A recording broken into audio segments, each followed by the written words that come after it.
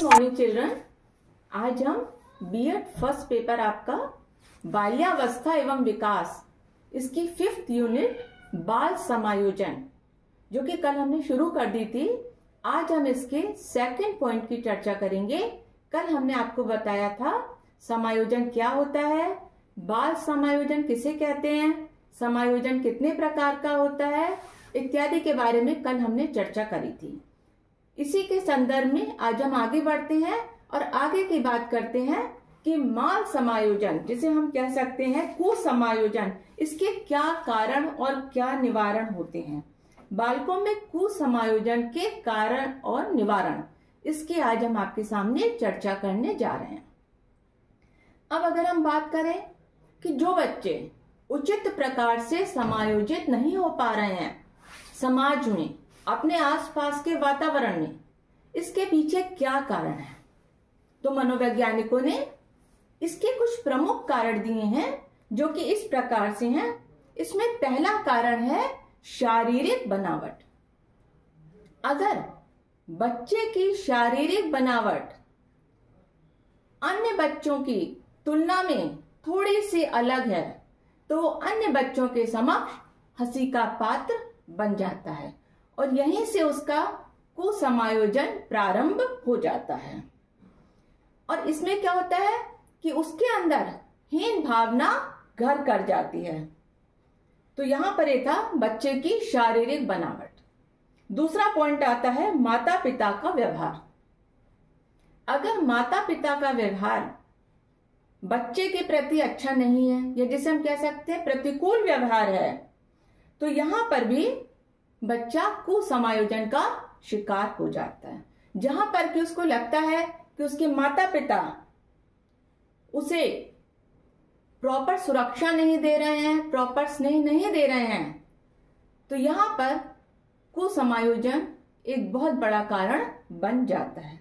इसी में नेक्स्ट आता है गरीबी, पॉवर्टी। गरीबी भी कुसमायोजन का एक महत्वपूर्ण फैक्टर है। कुंठा, क्या होता है कुंठा को हम कहते हैं फ्रस्ट्रेशन। जब बालकों की आवश्यकताओं की पूर्ति नहीं होती है तब वो समाज में कुसमायोजित होने लगते हैं। नेक्स्ट आता है धार्मिक भावनाएं। अब प्रत्येक बालक, उसके परिवार में किसी न किसी धर्म का पालन किया जा रहा है। कई बार ऐसा होता है कि बच्चे, कई बार माता पिता उनसे जैसा कहते हैं वो करते चले जाते हैं और उनको समझ में नहीं आता कि वो ऐसा क्यों कर रहे हैं। और अगर वो जिज्ञासावश कुछ पूछते हैं तो पेरेंट्स उनको डांट देते हैं। तो ऐसी स्थिति में भी बच्चे कुसमायोजन का शिकार हो जाते हैं। कुसमायोजन का एक महत्वपूर्ण कारण ये भी है कि हमारे समाज में लड़के और लड़कियों के प्रति भेदभावपूर्ण व्यवहार करना। आज के समय में भी बहुत सारे लड़के और लड़कियों के प्रति परिवारों में भेदभावपूर्ण व्यवहार किया जाता है। कई बार घरों में मनोरंजन के साधनों का अभाव होने से भी बच्चे कुसमायोजन का शिकार हो जाते हैं। अब यहां तो हमने देखा कि कुसमायोजन के कारण क्या हैं। बड़े सिंपल से कारण थे कुसमायोजन के। परिवार का आर्थिक स्तर अच्छा नहीं है, गरीबी है, मनोरंजन के साधन नहीं है, माता पिता द्वारा उनको तिरस्कार मिल रहा है, सुरक्षा नहीं मिल रही है, लड़के लड़कियों में भेद किया जा रहा है, शारीरिक बनावट अच्छी नहीं है। ये बहुत सारे कारण हैं। लेकिन इन कारणों के रहते हुए भी हमारी नैतिक जिम्मेदारी है कि हम बालक को समाज में, उसके आसपास के वातावरण में ठीक प्रकार से समायोजन स्थापित करने में मदद करें। अब अगर हमें मदद करनी है तो हमें कारण तो पता चल गए, अब हमें देखना है कि इनके निवारण के क्या उपाय हैं।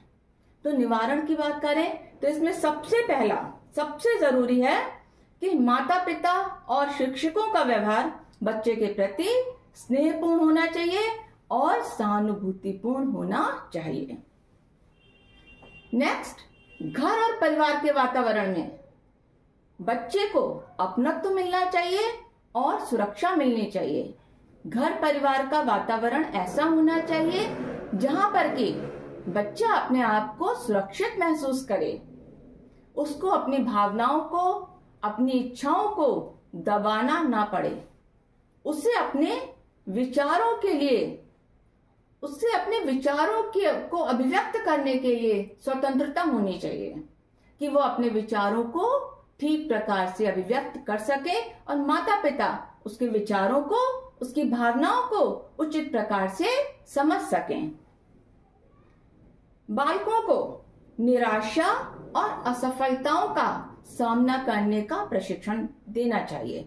इसके लिए निर्देशन और परामर्श बहुत महत्वपूर्ण भूमिका निभाते हैं कि अगर बच्चा किसी परिस्थिति में असफल हो रहा है, उसके अंदर निराशा उत्पन्न हो रही है, तो उसको किस प्रकार से उस निराशा से, उस असफलता से अपने आप को बाहर निकालना है। इसके बाद बच्चों के लिए बहुत जरूरी है कि उनके लिए मनोरंजन के उचित साधन होने चाहिए, खेल कूद की उचित व्यवस्था होनी चाहिए। शिक्षकों को या माता पिता को बच्चों के सामने एक नैतिक आदर्श प्रस्तुत करना चाहिए। इसके लिए बहुत जरूरी होता है पीटीएम, पेरेंट्स टीचर मीटिंग। जब भी पेरेंट्स टीचर मीटिंग हो, वहां पर पेरेंट्स और टीचर्स एक दूसरे के ऊपर दोषारोपण करने की जगह बच्चे को समझने का प्रयास करें और दोनों का ये जॉइंट एफर्ट होना चाहिए, जिसे कहते हैं संयुक्त प्रयास होना चाहिए कि वो किस प्रकार बच्चे का एक अच्छा समायोजन स्थापित करने में मदद करें। इसके अतिरिक्त जो बालक किसी समस्या से ग्रस्त हैं, उनके लिए व्यक्तिगत शिक्षण की व्यवस्था होनी चाहिए। अगर बच्चा कक्षा में उचित प्रकार से परफॉर्म नहीं कर पा रहा है, तो उसके लिए कुछ ट्यूटोरियल क्लासेस या ऐसी क्लासेस होनी चाहिए जहां पर कि शिक्षक बच्चे के ऊपर पूर्ण रूप से ध्यान दे सके और उसको समझ करके पढ़ा सके। स्कूल का वातावरण बहुत अच्छा होना चाहिए। स्कूल में किसी प्रकार का पक्षपातपूर्ण व्यवहार नहीं होना चाहिए। स्कूल में अनुशासन होना चाहिए। अनुशासन होने के साथ साथ बच्चों को विभिन्न प्रकार के क्रियाकलापों में भाग लेने में मदद करनी चाहिए। बच्चों को वास्तविकता से परिचय कराना बहुत आवश्यक है। जिंदगी की सच्चाई क्या है, वास्तविकता क्या है जिंदगी की, किस तरह जिंदगी में आगे बढ़ना है, किसी भी सिचुएशन में अपने आप को समायोजित करना है, अपनी आवश्यकताओं को ध्यान में रखते हुए और अपने आप को परिस्थिति के अनुकूल किस प्रकार से ढालना है, किस प्रकार से समायोजित करना है, ये सारी चीजें बच्चे को सिखाई जानी अत्यंत आवश्यक है।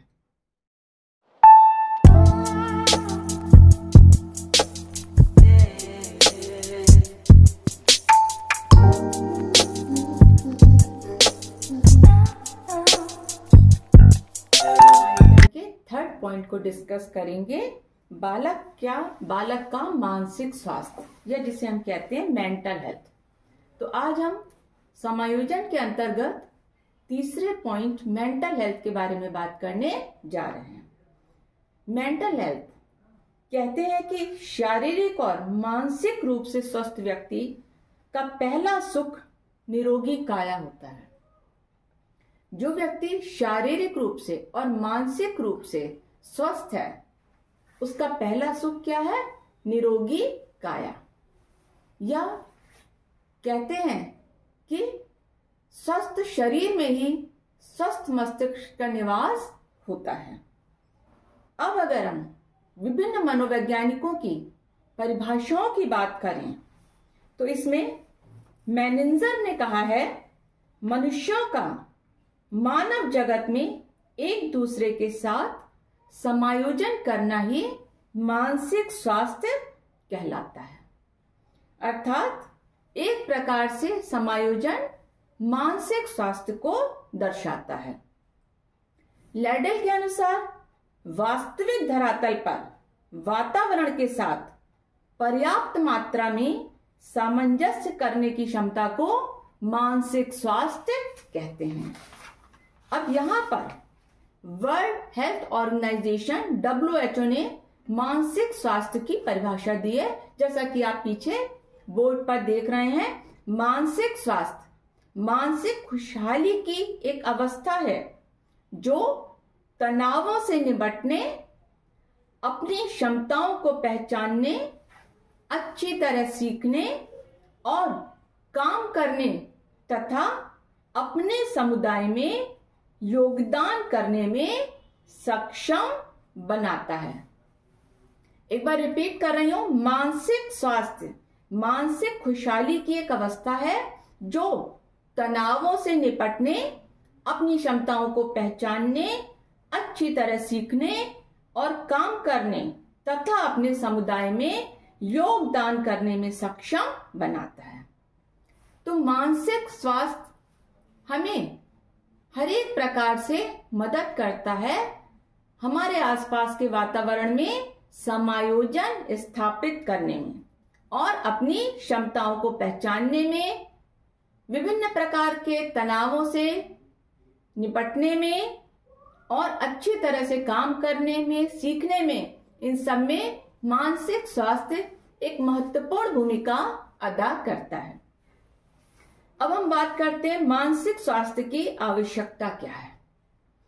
अब अगर हम बात करें कि मानसिक स्वास्थ्य क्यों आवश्यक है, जहां तक हमें पता है कि अगर शरीर स्वस्थ होगा तभी हमारा मन स्वस्थ होगा।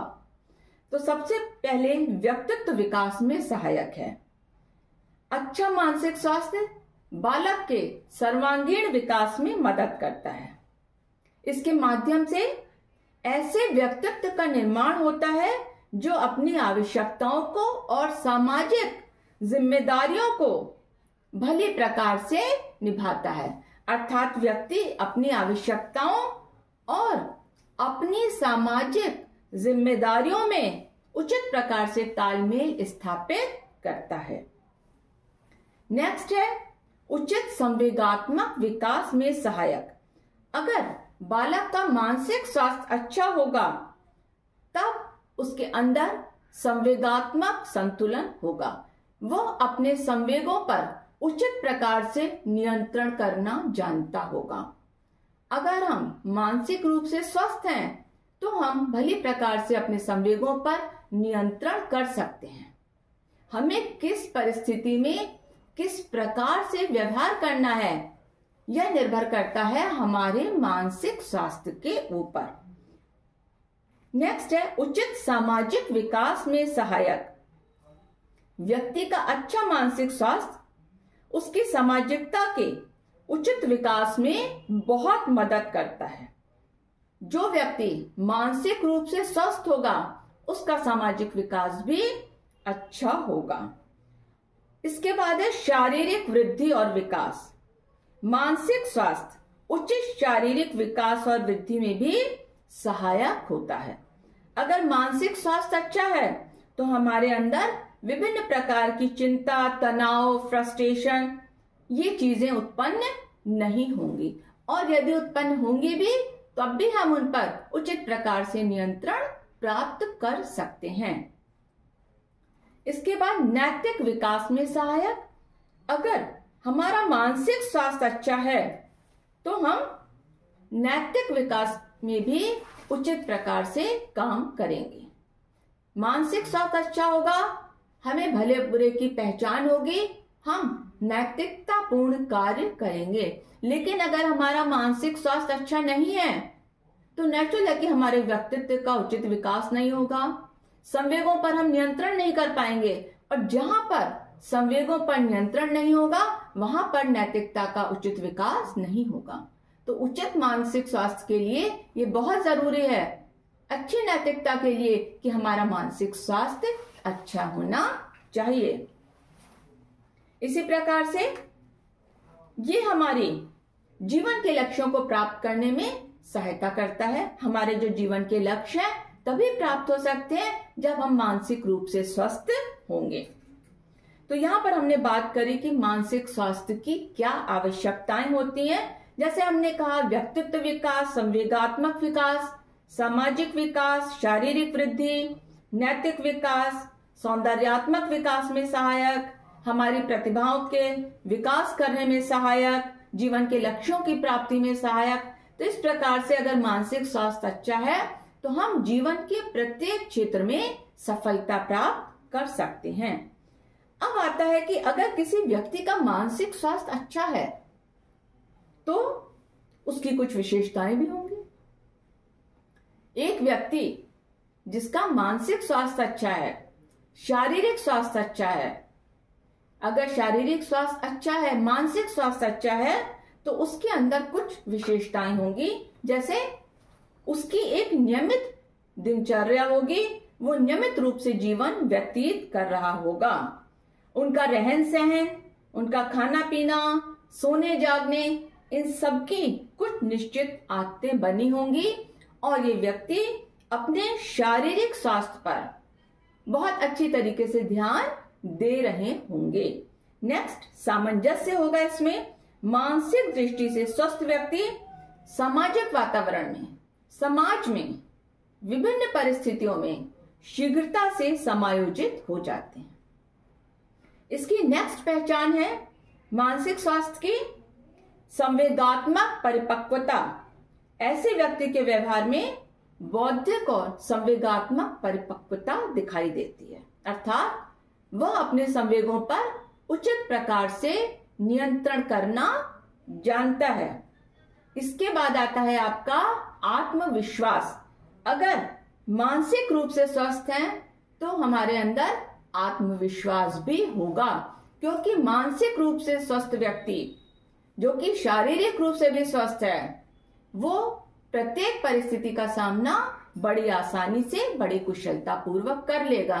और जब हम किसी भी परिस्थिति का सामना कुशलता पूर्वक कर लेते हैं तो जाने अनजाने में हमारे अंदर आत्मविश्वास बढ़ता चला जाता है। तो ये हमारे आत्मविश्वास में भी वृद्धि करता है। मानसिक रूप से स्वस्थ व्यक्ति आत्म मूल्यांकन भी कर लेता है। उसको अपनी क्षमताओं का, अपनी योग्यताओं का अंदाजा है। उसको पता है कि उसकी क्या योग्यता है, क्या क्षमताएं हैं और उन्हीं के अनुरूप वो कार्य करता है।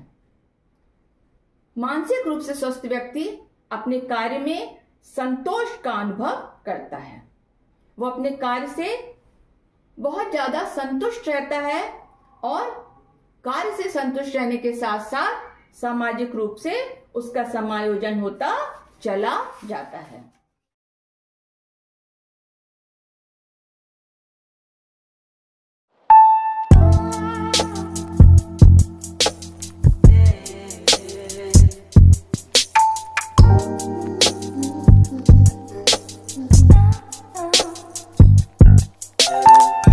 जा रहे हैं, ये पॉइंट है बालक के मानसिक स्वास्थ्य को उन्नत करने के उपाय।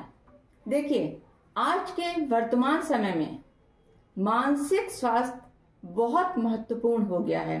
पहले भी बहुत महत्वपूर्ण था, लेकिन आज की वर्तमान परिस्थितियों को देखते हुए शारीरिक स्वास्थ्य के साथ साथ मानसिक स्वास्थ्य अच्छा होना अत्यंत आवश्यक है। जब हमारा मानसिक स्वास्थ्य अच्छा होगा तभी हम अपने दिन प्रतिदिन के कार्यों को सही प्रकार से कर सकेंगे और हम जिस भी फील्ड में काम कर रहे हैं उसमें हम अपना बेस्ट दे सकेंगे।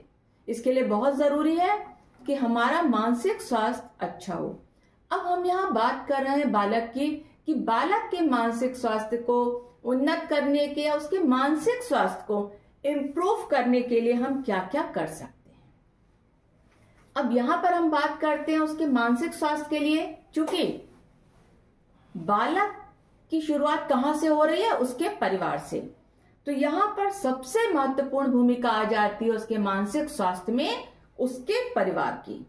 अब परिवार में सबसे पहले वो संपर्क में आ रहा है अपने माता पिता के। तो यहाँ पर बहुत जरूरी है कि माता पिता का व्यवहार बच्चे के संग बहुत अच्छा होना चाहिए।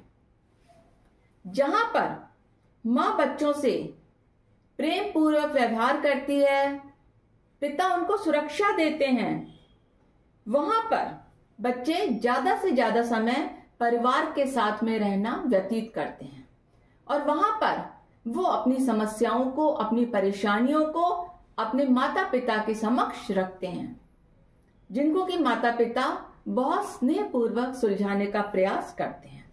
तो यहाँ पर सबसे इंपॉर्टेंट भूमिका है बच्चे के माता पिता की। इसके बाद आता है, क्योंकि माता पिता के अलावा परिवार में अन्य सदस्य भी होते हैं।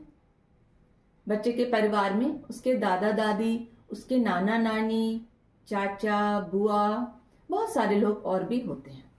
अब यहाँ पर पूरे परिवार के सदस्यों की ये भूमिका हो जाती है कि वह परिवार के वातावरण को खुशहाल बनाए और शांतिपूर्ण वातावरण बनाए, जिससे कि अगर परिवार का वातावरण खुशहाल होगा और शांतिपूर्ण होगा तो बच्चे के स्वास्थ्य पर उसका बहुत अच्छा असर पड़ेगा। इसी में आता है विकास के लिए आवश्यक सुविधाएं प्रदान करना।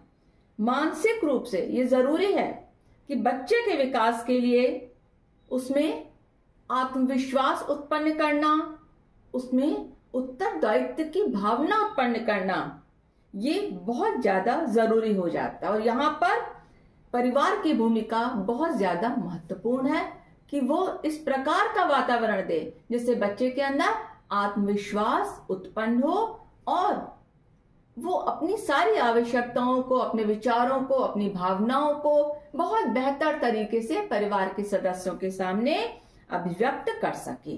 तो यहाँ पर तो बात हो गई कि पारिवारिक कारण, परिवार की क्या जिम्मेदारी है बच्चे के मानसिक स्वास्थ्य को उन्नत करने के लिए। तो यहाँ पर माता पिता का अच्छे से रहना, परिवार के सदस्यों का मेल से रहना, खुशहाल वातावरण, शांतिपूर्वक तरीके से रहना, ये बहुत सारी चीजें हैं जो कि बच्चे को एक बेहतर वातावरण दे सकते हैं, जिससे कि उसका मानसिक स्वास्थ्य अच्छा हो सकता है। इसके बाद जब बच्चा कदम रखता है विद्यालय में, तो यहाँ पर विद्यालय के लिए बहुत जरूरी है कि विद्यालय का वातावरण बहुत अच्छा होना चाहिए, क्योंकि विद्यालय का प्रभाव बच्चे के शारीरिक और मानसिक स्वास्थ्य पर पड़ता है। विद्यालय में अच्छा वातावरण, विद्यालय में अनुशासन, अगर विद्यालय में अनुशासन होगा तभी बच्चा आत्म अनुशासन भी सीख सकता है। विद्यालय में किसी भी प्रकार का पक्षपातपूर्ण व्यवहार नहीं होना चाहिए बालक के साथ। विद्यालय का स्वस्थ वातावरण होना चाहिए। यहाँ पर भी बालक को इतना मौका मिलना चाहिए कि वो शिक्षक के समक्ष अपने विचारों को अभिव्यक्त कर सके। शिक्षकों का स्नेहपूर्ण व्यवहार बालकों के प्रति अत्यंत आवश्यक है। जब शिक्षकों का व्यवहार स्नेहपूर्ण होगा, पक्षपात रहित होगा, तभी बच्चा उनके समक्ष अपने विचारों को अभिव्यक्त कर सकेगा। विद्यालय बच्चे को शिक्षा देता है एक अच्छा नागरिक बनने की।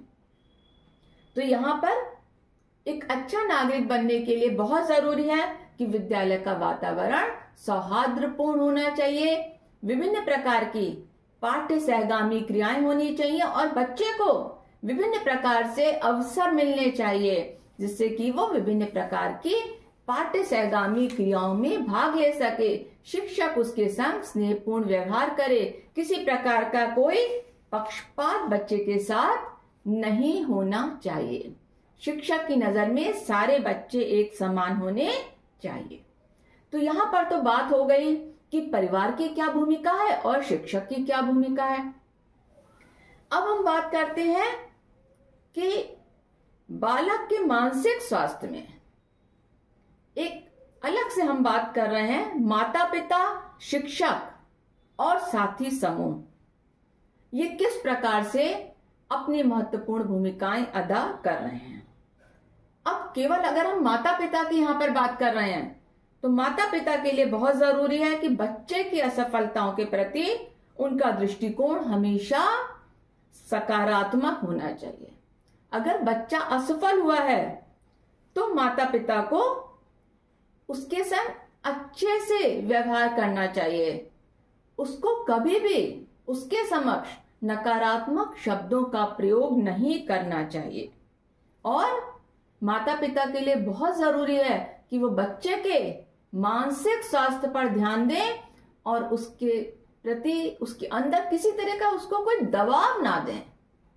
किसी भी परीक्षा के लिए, किसी प्रतियोगी परीक्षा के लिए बच्चे के ऊपर दबाव ना डालें। बच्चे को उचित प्रकार से नैतिक शिक्षा दें। बच्चे में नैतिक मूल्यों का विकास करना बहुत ज्यादा जरूरी है। वर्तमान में सबसे बड़ी समस्या क्या हो रही है कि हमारी जो पीढ़ी है, इसके लिए नैतिकता अत्यंत आवश्यक हो गई है। लेकिन नैतिकता, जैसा कि मैंने पहले भी बताया हुआ है, कि केवल समझाने से नहीं होगी। हमें बच्चे के समक्ष नैतिक आदर्श प्रस्तुत करने होंगे। अब हम बात करते हैं अगर शिक्षक की, तो शिक्षक के लिए बहुत जरूरी है कि वह अपनी शिक्षण विधियों को नए नए तरीके अपनाए। शिक्षण विधियों में नई नई शिक्षण तकनीकियों का प्रयोग करे, कक्षा को रुचिकर बनाए, जिससे कि बच्चे का मन करे शिक्षक की क्लास में जाने का, और हमेशा बच्चे को प्रोत्साहित करे। उसके संग कभी भी दमनात्मक व्यवहार ना करे। अगर बच्चे के अंदर कोई जिज्ञासा है तो उस जिज्ञासा को शांत करना शिक्षक का पहला कर्तव्य है। इसके बाद बच्चे को, अगर कोई भी बच्चा अगर गलत संगत में है तो वहां पर शिक्षक का कर्तव्य हो जाता है कि वो माता पिता के साथ मिलकर के बच्चे की उचित प्रकार से देखभाल करे और उसको किस प्रकार से सही दिशा दिखानी है, यहां पर भी शिक्षक की महत्वपूर्ण भूमिका हो जाती है। इसके अतिरिक्त स्वतंत्रता, स्वशासन स्थापित करना, पाठ्यचर्या में उचित सुधार लाना, गृह कार्य ठीक प्रकार से करना, गृह कार्य ना करने पर बालक को दंडित नहीं करना है। तो यहां पर हमने बात करी शिक्षक की, कि शिक्षक को किस प्रकार से कक्षा में एक बेहतर वातावरण देना है, जिससे कि बच्चे का मानसिक स्वास्थ्य अच्छा हो और उसके अंदर किसी प्रकार का तनाव या फ्रस्ट्रेशन ये उत्पन्न नहीं होनी चाहिए। इसके बाद हम बात करते हैं कि उसका जो साथी समूह है, जिसको कि हम कहते हैं पीयर ग्रुप। पीयर ग्रुप एक महत्वपूर्ण भूमिका निभाता है बच्चे में। पीयर ग्रुप एक ऐसी चीज होती है जहां पर कि बच्चा रहता है और अपने तनाव से मुक्ति पाने का प्रयास करता है, क्योंकि पीयर ग्रुप में वो अपनी सारी समस्याओं का हल ढूंढने का प्रयास करता है, अपनी समस्याओं को डिस्कस करता है, अपनी चीजों को, अपनी बातों को शेयर करता है अपने ग्रुप के साथ। तो यहाँ पर बहुत जरूरी है कि बच्चा जिस समूह का सदस्य है वो समूह अच्छा समूह होना चाहिए। इसके बाद बच्चे के अंदर वो जिस भी समूह में रह रहा है वहां पर उसके अंदर कल्पना शक्ति, तार्किक क्षमता का विकास होना चाहिए, क्योंकि बच्चा तार्किक क्षमता का विकास तभी कर पाएगा जब वो अच्छे समूह का सदस्य होगा और उसके अंदर तर्क वितर्क करने की, उस समूह में तर्क वितर्क करने की अनुमति होगी। वो चिंतन करेगा, वाद विवाद करेगा, अपनी भावनाओं को अभिव्यक्त करेगा, सही गलत की पहचान करेगा। तो यहाँ पर समूह की एक बहुत महत्वपूर्ण भूमिका हो जाती है। इसके बाद एक और चीज आती है कि जिस प्रकार से हमारे समाज में परिवर्तन हो रहा है, वहां पर ये बहुत जरूरी है कि बच्चा समाज के नियमों को समझे। कुछ जो परिवर्तन हो रहा है, कुछ पुराने विचारों को ले और कुछ नए को ले, और दोनों में सामंजस्य स्थापित करता चले। तो देखिए यहाँ पर हमने बात करी परिवार की, शिक्षक की, उसके साथी समूह की। ये सारी चीजें उसके मानसिक स्वास्थ्य में महत्वपूर्ण भूमिका अदा करती हैं। और इसके साथ ही सबसे महत्वपूर्ण है बच्चे का शारीरिक स्वास्थ्य अच्छा होना। जब वो शारीरिक रूप से स्वस्थ होगा तभी वो मानसिक रूप से भी स्वस्थ होगा। तो इसके लिए स्कूलों में विभिन्न प्रकार से, जैसे हमें कल्चरल एक्टिविटीज करवानी है, पीटी होनी चाहिए, फिजिकल एक्सरसाइज है, ये सारी चीजें बहुत जरूरी हैं। कुछ आउटडोर गेम्स बच्चों के लिए, इनडोर गेम्स, जिसमें कि बच्चे के अंदर एक हेल्दी कंपटीशन वाली चीज है। यहाँ पर शिक्षक को ध्यान में रखना है कि बच्चे के अंदर किसी प्रकार की नेगेटिव कंपटीशन की फीलिंग ना आए, किसी प्रकार की जेलस की फीलिंग नहीं आए। वो एक पॉजिटिविटी के साथ आगे बढ़ता चले। तो यहाँ पर शिक्षक और माता पिता दोनों की ही एक महत्वपूर्ण भूमिका हो जाती है बालक के मानसिक स्वास्थ्य के लिए और साथ ही साथ उसके शारीरिक स्वास्थ्य को बेहतर बनाने के लिए।